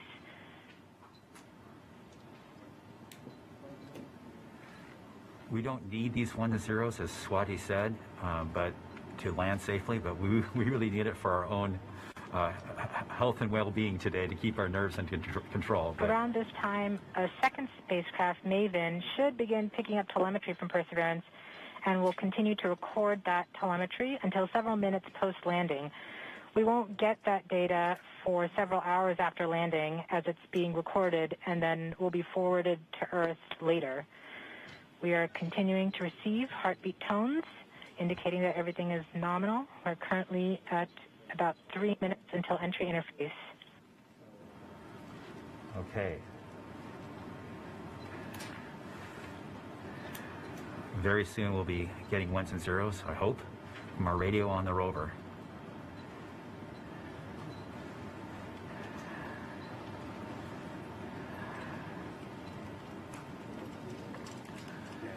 The entry interface is nothing more than just an arbitrary place in the sky that we've defined to be above the atmosphere. But from that point on, there's definitely atmosphere, and above it there isn't. We are 2 minutes from entry interface. Perseverance is to transmit heartbeat tones, indicating everything is nominal.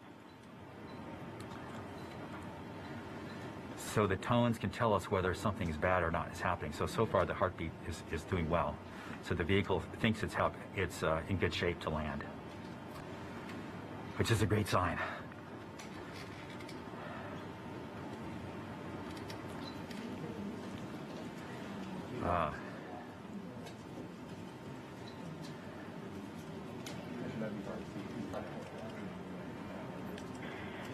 We're just under 2 minutes from entry interface. As it gets closer to Mars, Perseverance is actually being pulled in by gravity and accelerating. By the time Perseverance reaches entry interface point, she should be going just under 5.4 kilometers per second. We're at about 90 seconds from entry interface and standing by for Mars Reconnaissance Orbiter to pick up the telemetry.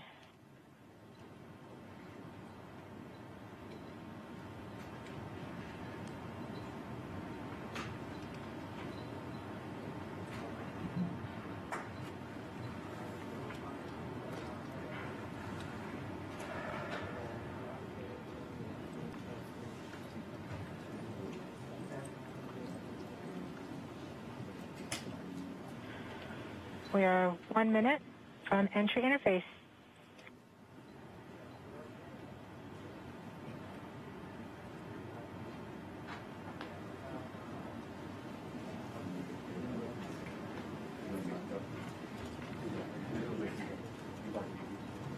MROs are in receive mode. We have confirmation that the Mars Reconnaissance Orbiter is now relaying data from Perseverance. We're about 30 seconds from entry interface. Perseverance is going about 5.2 kilometers per second and is about 190 kilometers altitude above the surface of Mars. Confirm your jet data flow.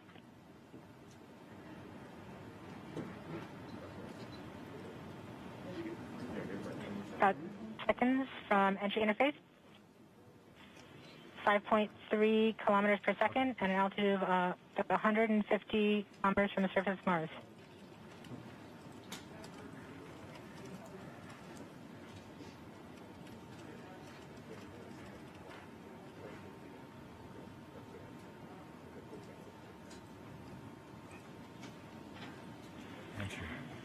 We have confirmation of entry interface. Perseverance is currently going 5.3 kilometers per second at an altitude of about 120 kilometers from the surface of Mars.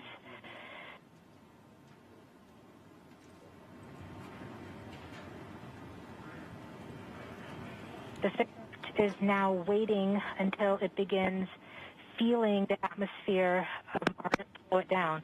Once there is enough atmosphere, it will start controlling its path to the landing target.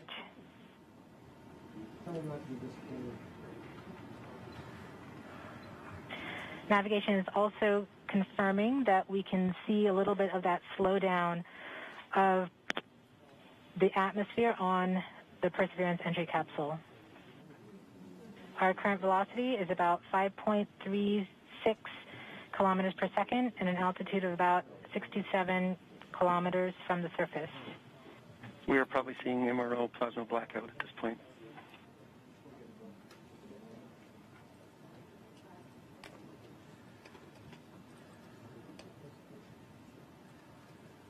The vehicle should be doing its turns right now. MRO has lost lock. Perseverance. We have indications that Perseverance is now performing bank reversals in the atmosphere. These are the steps in order to control its distance to the landing target.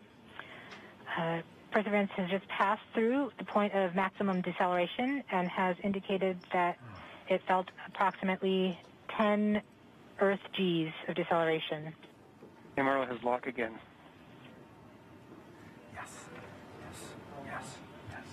We saw a small outage of the UHF telemetry from Mars Reconnaissance Orbiter during that peak heating phase, likely caused by the plasma blackout. Perseverance is still continuing to perform bank reversals in the atmosphere to control its distance to the landing target.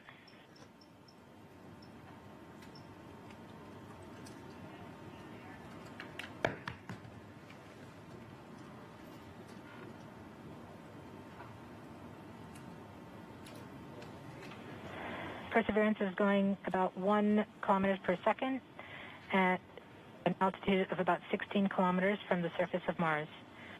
We have entered heading alignment, which means Perseverance is no longer trying to control the distance to Mars, but to the target on Mars, but instead is flying straight to the target.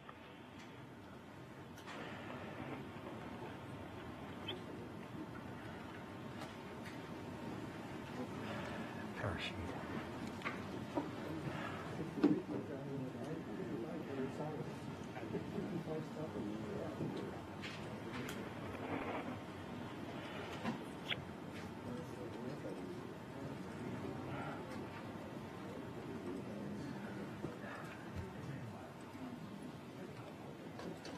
Our current velocity is about 550 meters per second at an altitude of about 15 kilometers from the surface.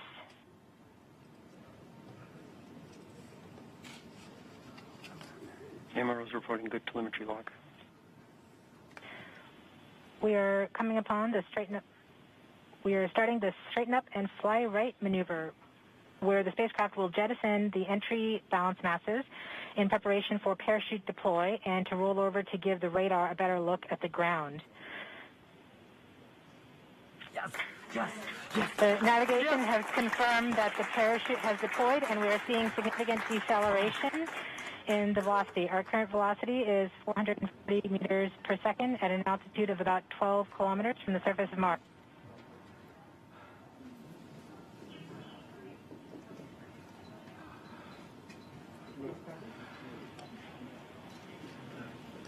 Perseverance is now slowed to subsonic speeds, and the heat shield has been separated. This allows both the radar and the cameras to get their first look at the surface. Current velocity is 145 meters per second at an altitude of about 9.5 kilometers above the surface.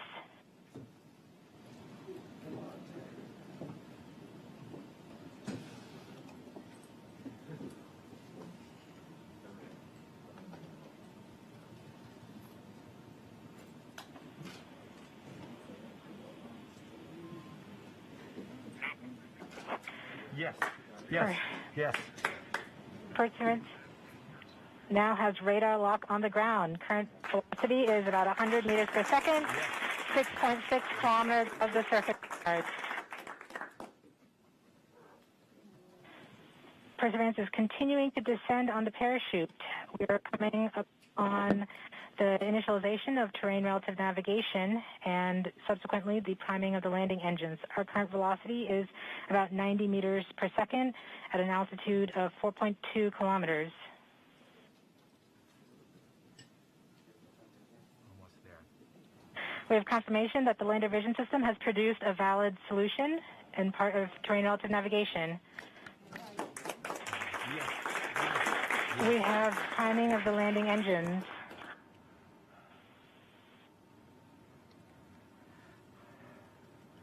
Current velocity is 83 meters per second at about 2.6 kilometers from the surface of Mars. We have confirmation that the back shell has separated. We are currently performing the divert maneuver.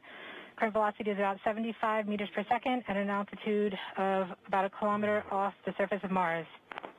TRN Safety Bravo. We have completed our terrain relative navigation. Current speed is about 30 meters per second, altitude of about 300 meters off the surface of Mars.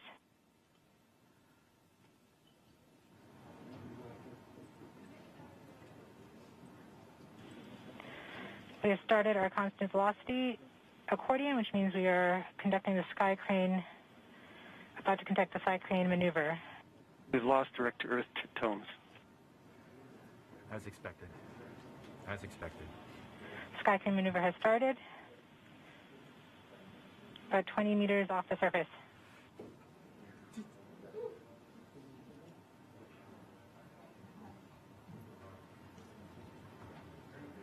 We're getting signals from MRO. UHF is good.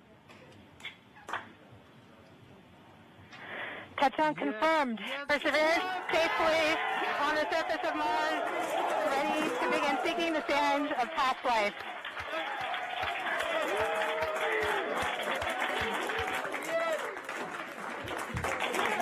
At this point, the descent stage has flown away to a safe distance. Perseverance is continuing to transmit direct through Mars Reconnaissance Orbiter to Earth.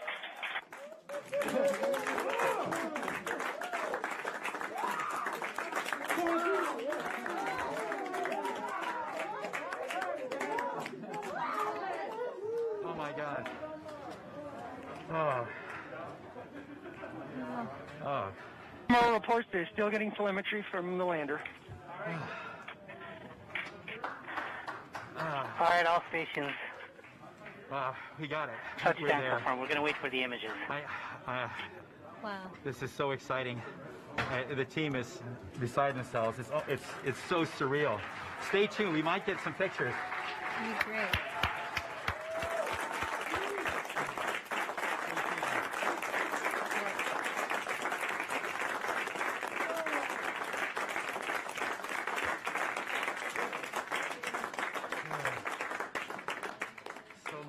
Has been riding on this.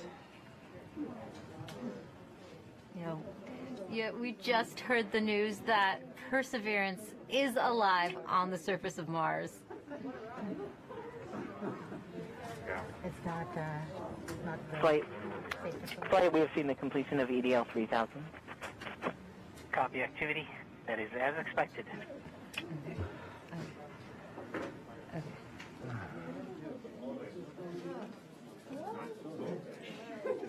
MRO is still seeing a strong signal from the lander.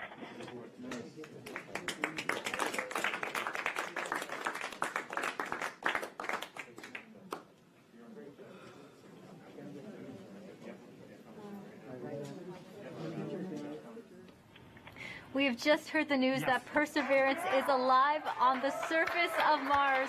Congratulations to the mission. And looks like we have some more news in. It looks like we're getting the first image. Here, take a look at the first image. Flight, this is OL3. I have the target point on the map when you are ready. We are ready, OL3. Go for it.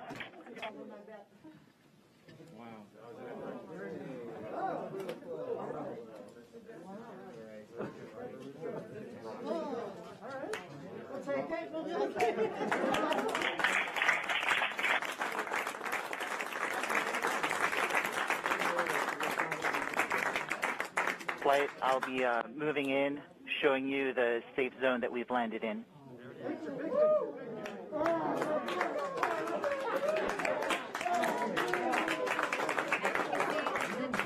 Just put the first image from Perseverance on the surface of Mars. Now, it comes from the engineering cameras, known as the hazard camera. This camera is mainly used to help the rover drive safely around Mars, and we will get higher resolution photos later in the day. Look at that, right? You get the safe.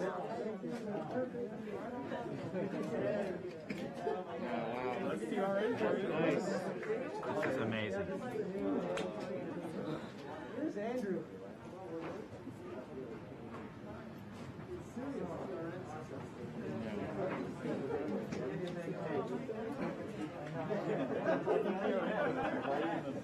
For Steve. Stand by for Steve.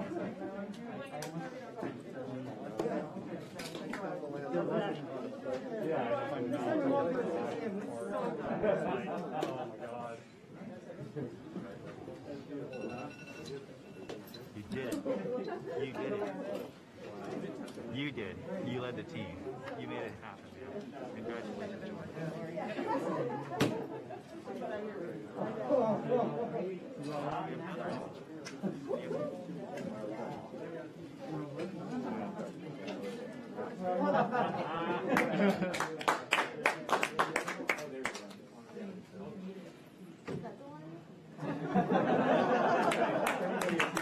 We just got our second image in.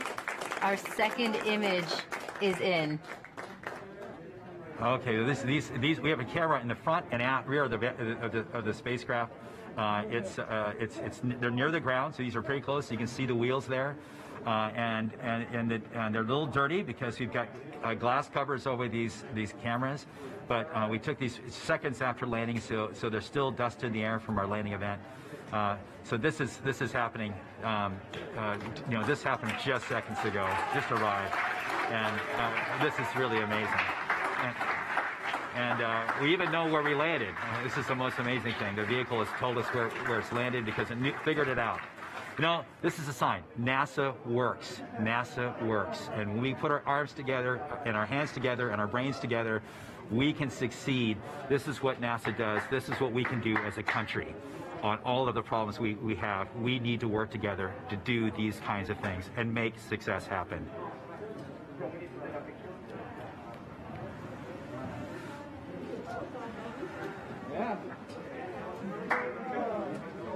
And joining us now is the acting administrator of NASA, Steve Jurczyk. Steve, welcome and congratulations. Hey, thank you. What an amazing day. And how does it feel to have another rover on Mars?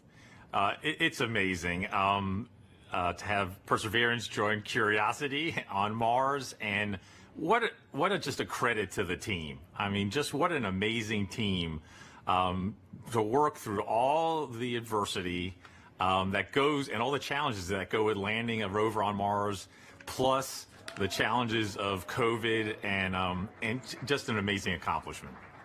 And what does this mean for NASA and its future plans? So for robotic exploration, every time we execute a mission with new instruments, we discover new things and things we never thought we would discover. So that always informs our future robotic missions, both landers, rovers, and orbiters. This mission also has technology on it. One of the cool things is the Ingenuity helicopter.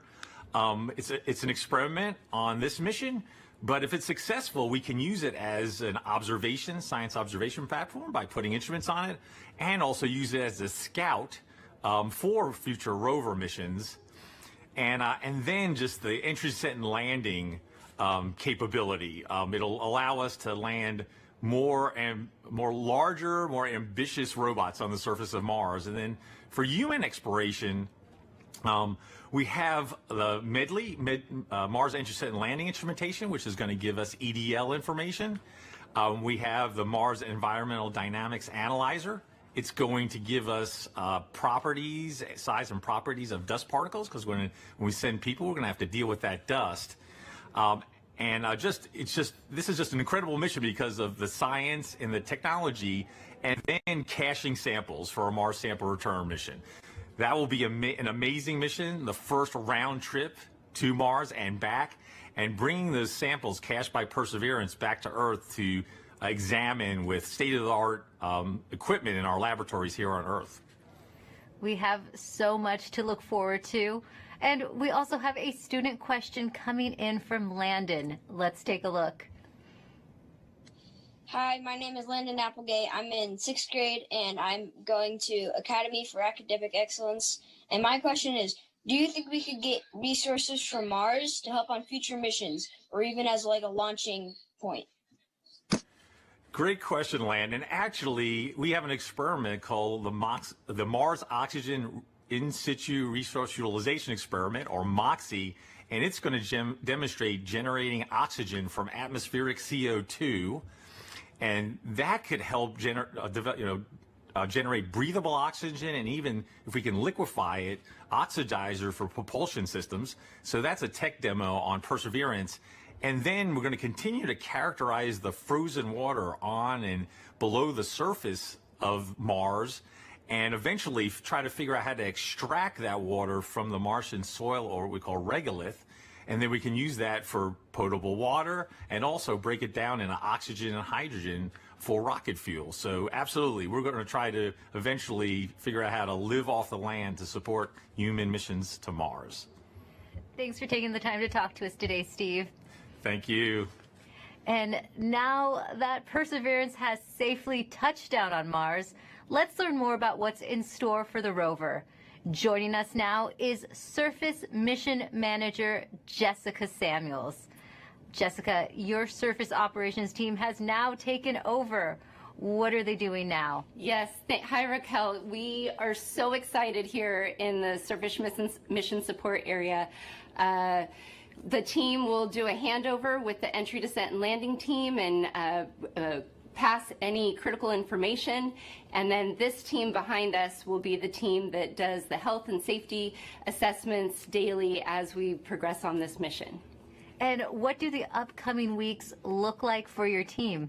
So as we enter Mars time now, the commanding team will be working overnight while the rover is asleep so that we can perform the initial checkouts of our key rover functions and our science instruments. And we have to do this all in time for the regularly scheduled communication pass, which happens in the morning. And so we will be working around the clock, making sure that Perseverance is healthy, and we will begin this exciting adventure. And can you tell me, what's it like living on Mars time? It's a little bit like constantly, flying and changing your time zone. The rover, on Earth, the rover wakes up at the same time every day, but on Earth, that's 40 minutes later. So the team is going to be shifting our work schedule by 40 minutes as we come into work over the next few weeks. So it'll be exciting and some late nights, but we're also excited and we can't wait. It's a whole new lifestyle. Yes. We also have a student question for you. This is Sophia's video. Hi, my name is Sophia Lopez, and my question for NASA is, how's Perseverance gonna survive? And here's a drawing that I made from Perseverance thinking about Earth. Thank you. Well, Sophia, Perseverance survives with a power source that charges its batteries overnight while it sleeps, and it keeps heaters on so that all of our critical electronics can stay warm, as well as our mechanism. But it's really survived by the team that performs the health and safety assessments every day and communicates with the rover and makes sure that she's doing okay. Well, thanks for your time, Jessica, and good luck living on Mars time. Thank you. Should be fun. Let's head back to Marina as she gives us a sneak peek into the future at JPL.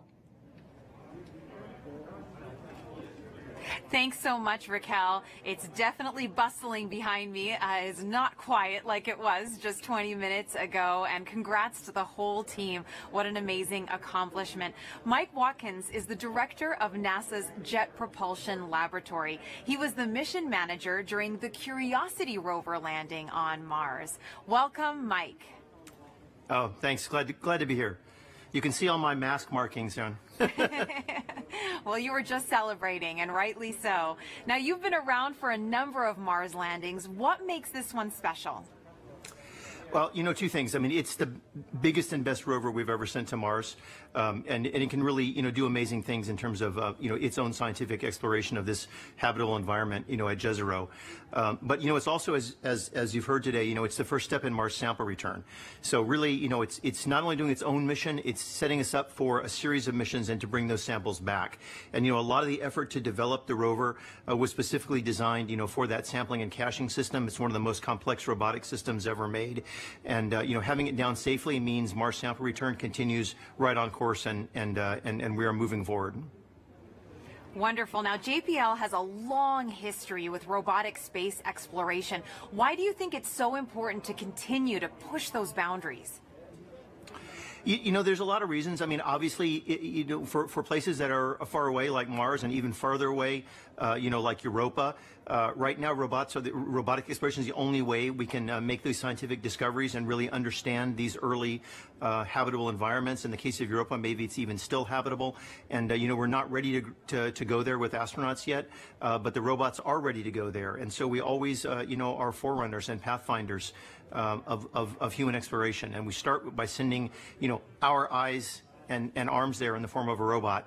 And it is just fantastic to be able to do that and to learn from each rover, learn from the science and the engineering and make the next one better and make more and more discoveries. And every time we do one of these missions, we make fabulous discoveries. And you know, each one is more exciting than the last. The future does look exciting. Now, as director of JPL, what would you like to say to those teams right now celebrating? Oh, you know, obviously they have earned it. Let me tell you. I mean, they have worked, you know, for years and years on this mission, and then in the past year, of course, we had the COVID experience, and you know, I want to thank not only the team but also, you know, all of JPL. You know, a lot of folks had to pitch in here, you know, in terms of making sure our remote telework, you know, our IT systems were good enough to support folks working from home. You know, all of the folks looking at PPE and our safe distancing and reconfiguring facilities to make them safe for the employees. It's just an incredible amount of work by the entire lab, and of course, especially by this team. And you know, and in one sense, you know, the 7 minutes of terror are very exciting.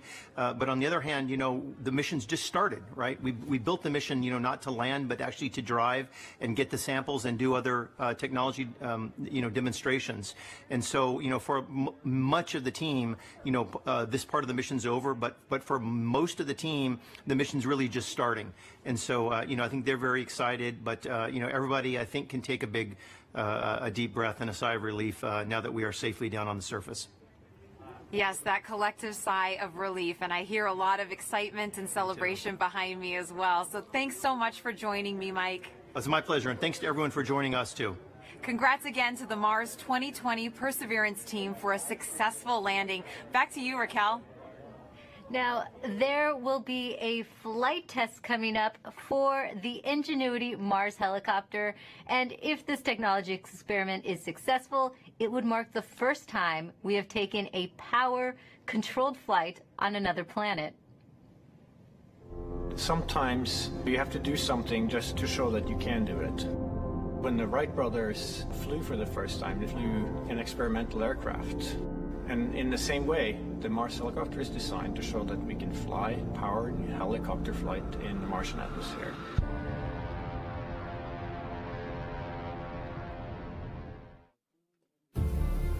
From day one, this was the unwavering dream of our team, to get our helicopter launched to Mars so that we can get the opportunity to do that very first rotorcraft flight test in the actual environment of Mars. It's extremely difficult to fly at Mars because the atmosphere is so thin. Compared to Earth, at Mars it's less than 1%. So the first and foremost challenge is to make a vehicle that's light enough to be lifted. And then the second is to generate lift. The rotor system has just been very fast. 2,000, 2,200, 2,400.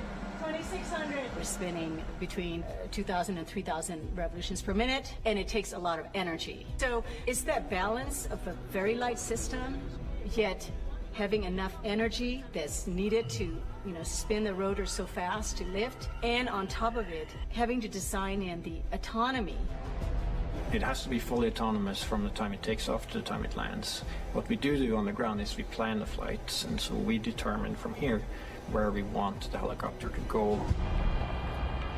Our experiment window is 30 Martian days. So we have planned up to 5 flights of incremental difficulty. The very first flight, the main thing is we want to get the legs off the ground, and so we will basically go up about 3 meters, and we'll hover there, and then we'll come down again, and that will be the first, you know, really major milestone. Most of our flights will be at the 3 to 5 meter height. We will be going horizontally again at a few meters per second, probably go out, you know, 50, 70 meters and come back. In successive flights, we'll probably push that further, try to go further. So our priority will be to get back engineering telemetry and not so much images, but I'm sure to return a few, you know, because they'll always look cool. At this point, we've tested all we can on Earth. We have mathematical models that shows how it will fly at Mars, and we've tested it in the simulated environment that we can create on Earth. It really is time now to do the real flight tests at Mars. Nothing is a given, but we have done everything we can in terms of a test program here on Earth. The vehicle's performing extremely well so far. It's been doing exactly the right thing, even right now when it's bolted onto the Perseverance rover. So there's a very good chance that we'll pull it off, yes. But it's still high risk, and none of us forget that you could have a glitch that, could be an end of mission, yes. It's going to be exciting, reacting to any surprises we have. We can't wait. What's really most important is everything we're learning here is for the future rotorcraft systems that we want to introduce into space exploration. Mimi Ong is the project manager for Ingenuity. She joins us now as they await a chance to check out their helicopter in the coming days. Welcome, Mimi. Thank you, Marina. Oh my goodness, we've been talking about this for months, Mimi. Did you ever think you'd be here at this point? I mean, what's going on in your head right now? This is super exciting. We have been working on Mars helicopter for over 6 years, testing and carefully designing it for operation at Mars. So what's going through my mind? Ingenuity Mars helicopter is finally at the destination that it is designed for. Now that Ingenuity is on Mars, what is the timeline you hope to accomplish as you move forward? We have a series of major milestones between now and Ingenuity's first flight. So tomorrow we'll turn on the helicopter and its base station to confirm health after experiencing the dynamics through the EDL just now. And the next major milestone will be when the rover deploys the helicopter to the surface. And that marks the first moment that Ingenuity operates on its own in a standalone manner. And surviving that first cold, frigid night of Mars will be a major milestone. We'll execute a series of checkouts, and then we will perform that very important first flight. And if the first flight is successful, we have up to 4 more flights in the 30 Martian days that we have set aside for our flight experiments. And that's when you finally can breathe, right, Mimi? Now, why is it so important to have that aerial dimension to space exploration? A helicopter flying far ahead of rovers and astronauts in the future can provide high-definition reconnaissance information for the rovers and the astronauts before they take the long journeys. And as importantly, being able to fly will enable us to get to places that we cannot get to with rovers and astronauts, like sites of steep cliffs, deep inside crevices, areas of high scientific interest. It will be game-changing. Game-changing is right, and we've talked about this a lot. You've mentioned the risk is huge, Mimi, but the reward is high.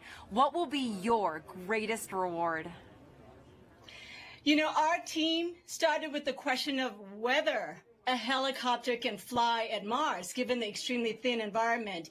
And we systematically demonstrated a series of technical steps. We demonstrated lift first, and then we demonstrated lift and the first ever powered control rotorcraft flight in simulated Mars atmospheric density. And then we went on to build the full-up helicopter that can not only fly, but operate and survive autonomously at Mars, all under 1.8 kilograms, about 4 pounds.